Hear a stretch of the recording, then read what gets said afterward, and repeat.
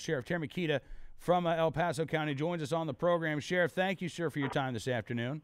Oh, you're welcome. It's a pleasure to be here. It's good talking to you again. And as I mentioned, you were one of the speakers at this rally yesterday in Colorado Springs. And I've got to say, I've had several emails from folks who were in attendance who were absolutely blown away by what you had to say. And they said, you need to get Sheriff Maketa on the program here. He was really firing us up yesterday. Well, that's great. And, we're at a point here where I think there's some very historic events taking place. Obviously, the 2 recalls. And, what we see around the country is people start to lose energy and momentum and focus. And we thought yesterday was a great opportunity. We're several days out from those votes, and we really needed to get the word out and make sure that those elected officials hear from their constituents. And if we got to force it, that's what we have to do.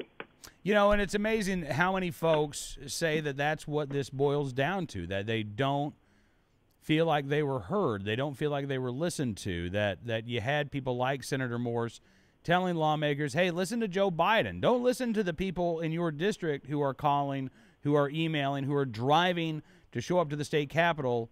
Listen to the vice president who's telling you, hey, we really want these gun control laws back in D.C. It's going to help us out as we try to push gun control through Congress. That's what's very interesting about this. Now, I've been speaking in multiple counties, almost on a traveling circuit, and of course, Senator Morse is out of my county. And the number one most repeated common theme I hear is the arrogance of legislators to block out their constituents and their opinions, and to blatantly say things like do not answer calls. And these are instructions. Now, Senator Morse is the president of the Senate, and he's telling his fellow Democrats, do not return calls, do not answer emails. We're just going to get this through.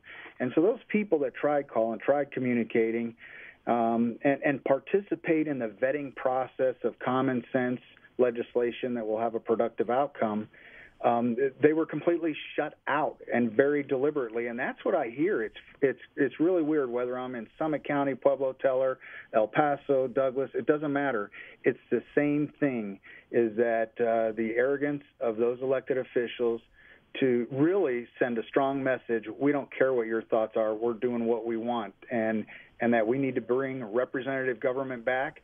And above all else, the second thing that comes up is this is a fight about freedom and protection of rights.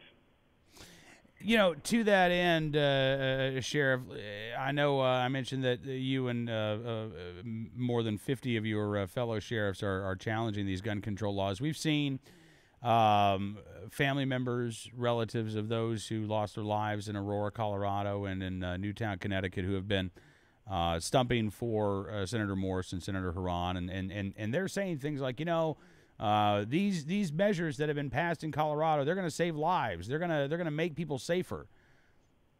If that was the case, then I don't think we'd have as many law enforcement officials as we have speaking out against these new laws. So I want to ask you just directly, do you think that these new gun control laws passed by the legislature are going to benefit the people there in El Paso County, Colorado?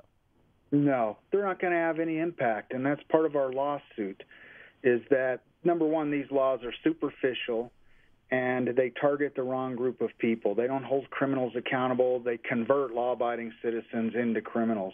They're not going to make us any safer. And even the governor himself, who signed these, of course, after Bloomberg and Biden called him and probably gave him some special Kool-Aid, even the governor is on the record as saying, I understand these laws would not have prevented any of those incidents. Yet that's what these 2 senators are claiming, is that these laws are needed to stop that kind of violence. And it's really an injustice to those survivors who lost children or brothers and sisters. It's a false hope, and I think that's the dishonesty we see in this legislation. Talking with Sheriff Terry Maketa from El Paso County, Colorado. And Sheriff, one last question for you. What's your message out there right now for residents in Colorado, for gun owners around the country who want to help out, who want to get involved any way that they can? What should we be doing? The most powerful weapon we have is the vote of every individual. And I like to say this, and I said it yesterday at the rally. Every one of these gun laws passed committee by one vote. Every one of these bills cleared the floor by a margin of 1 to 3 votes. That's how important every vote is, and that's the message I'm trying to get out is, you know, if there's ever a time in history when you need to exercise your right to vote, it is now. And it's not just here in El Paso County. It's not just in Colorado.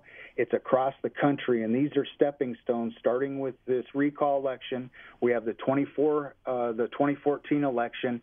We need people to quit convincing themselves that their vote won't count, because bad things happen on a vote of one. And we need to turn that around and make good things happen on every vote, and one person can make a difference. Sheriff Maketa, thank you so much for coming on the program today, sir. It is always a pleasure talking to you, and really appreciate your time. You're welcome, and it's always a pleasure to be there.